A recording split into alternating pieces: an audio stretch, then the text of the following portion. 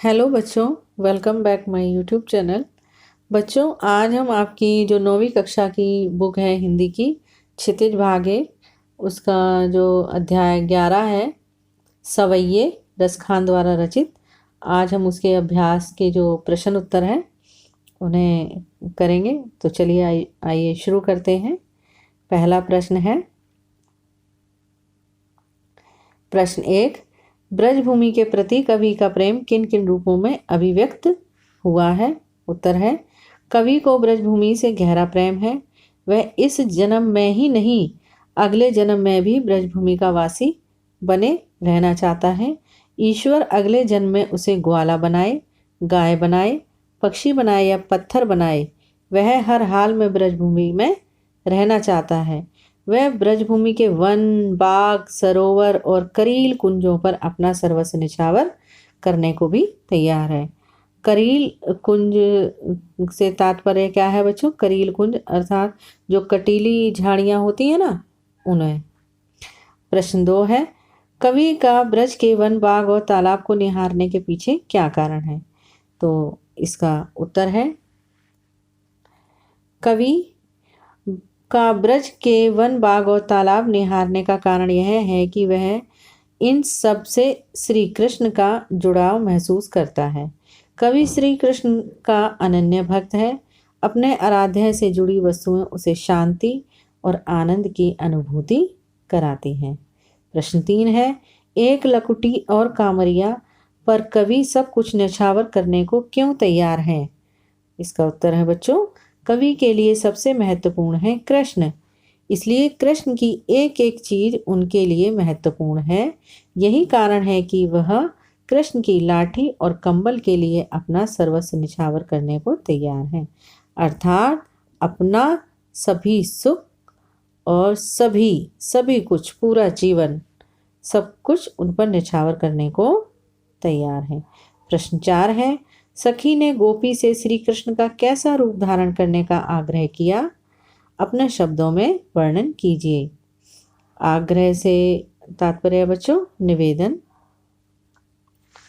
प्रश्न 4 का उत्तर है, सखी ने गोपी से कृष्ण का ठीक वैसा रूप ही धारण करने का आग्रह किया है जैसा कृष्ण दिखते थे।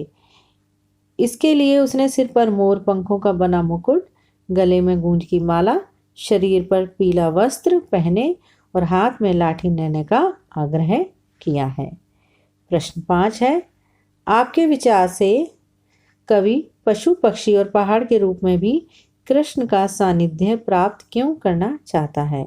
उत्तर है, कवि पशु, पक्षी और पहाड़ के रूप में कृष्ण का सानिध्य इसलिए प्राप्त करना चाहता है क्योंकि इन सब के साथ श्री कृष्ण का जुड़ाव किसी न किसी रूप में रहा था। प्रश्न 6 है, चौथे सवैये के अनुसार गोपियां अपने आप को क्यों विवश पाती हैं? इसका उत्तर है बच्चों, चौथे सवैये के अनुसार गोपियां अपने आप को इसलिए विवश पाती हैं क्योंकि श्री कृष्ण की मुस्कान अत्यंत आकर्षक है, मोहक है। इस मुस्कान के आकर्षण से बच पाना उनके लिए कठिन हो जाता है। इस मुस्कान के कारण वे अपने तन मन पर अपना नियंत्रण नहीं रख पाती हैं और वो अपना सब कुछ भूल जाती हैं। प्रश्न 7 है, भाव स्पष्ट कीजिए। तो आइए इसका का देखेंगे। पहले भावार्थ, कोटिक कल धौत के धाम, करील के कुंजन ऊपर वारों। तो बच्चों जो का है, इस पंक्ति का हमको भावार्थ जो है स्पष्ट करना है।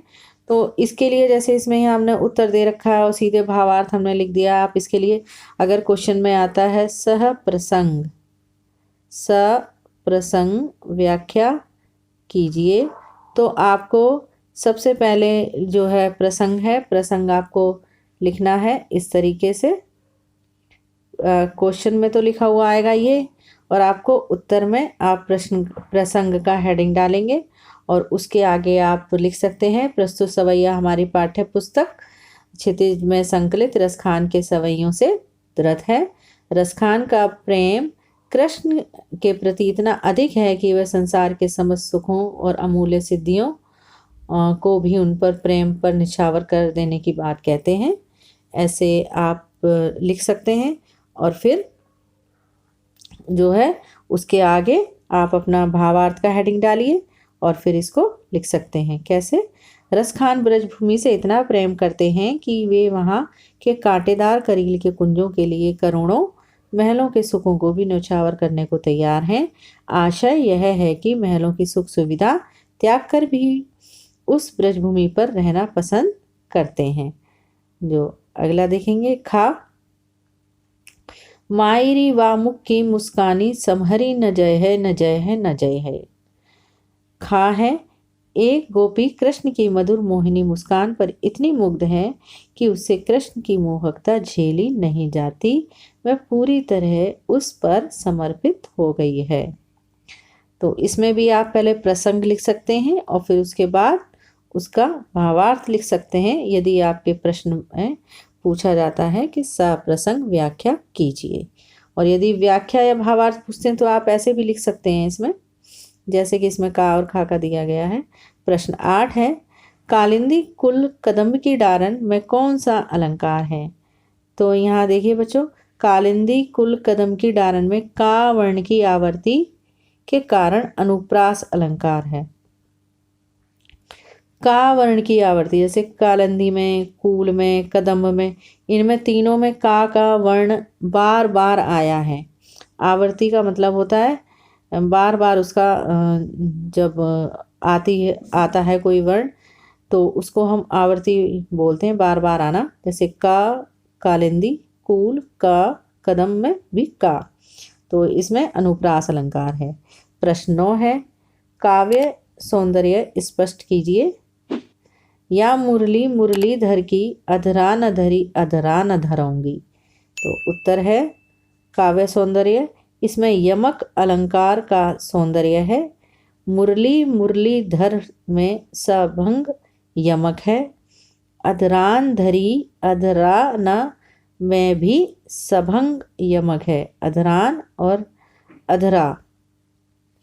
अगला है अधरान क्या है बच्चों? अधरों पर, और अधरा ना यानी कि होंठों पर नहीं। अधर जो है वो पर्यायवाची शब्द किसका है? होंठों का। अनुप्रास अलंकार का जो सौंदर्य भी देखने को मिलता है इसमें, क्योंकि इसमें अधर दोनों में आया हुआ है, अधर और अधर, अधर और अधर। प्रश्न 10 है, रचना और अभिव्यक्ति। प्रस्तुत सवैयों में जिस प्रकार ब्रजभूमि के प्रति प्रेम अभिव्यक्त हुआ है उसी तरह आप अपनी मातृभूमि के प्रति अपने मनोभावों को अभिव्यक्त कीजिए। तो इसका उत्तर है, इसका उत्तर देखेंगे, मेरा जन्म उदयपुर के पास एक छोटे गांव में हुआ था। अच्छे संस्कारों की बस्ती होने के कारण हमारे गांव को आज शिल्प ग्राम के नाम से जाना जाता है। उदयपुर की बड़ी झील हमारे गांव के पास ही है। मुझे उसकी रह रह कर याद आती है। वह बरसात में लबालब भर जाती है और गर्मियों में भी नहीं सूखती है। पास की एक सुंदर बाग और महाराणा प्रताप का महल है। एक और पहाड़ी पर देवी का मंदिर है जहाँ हम लोग खेल खेल में चले जाते थे। उदयपुर की मिट्टी वीरों और बलिदानियों की मिट्टी है। इसका इतिहास राजस्थान ही नहीं भारत के इतिहास का महत्वपूर्ण हिस्सा है। मैंने यहाँ के मंदिर महलों को देखकर अपना बचपन बिताया है। हल्दी घाटी भी मेरे गांव से दूर नहीं है। यही वह घाटी है जहाँ वीर प्रताप ने मुगलों को नाकोचने चबवाए थे।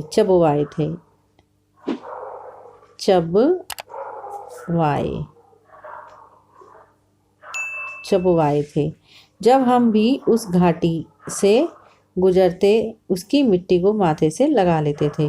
उस स्मारक को भी शीश नवाते थे जो महाराणा प्रताप के घोड़े चेतक की याद में बनाया गया था। तो बच्चों, ये थे आपके सवैये पाठ के प्रश्न उत्तर। आशा करती हूँ आपको अच्छे से समझ में आए होंगे।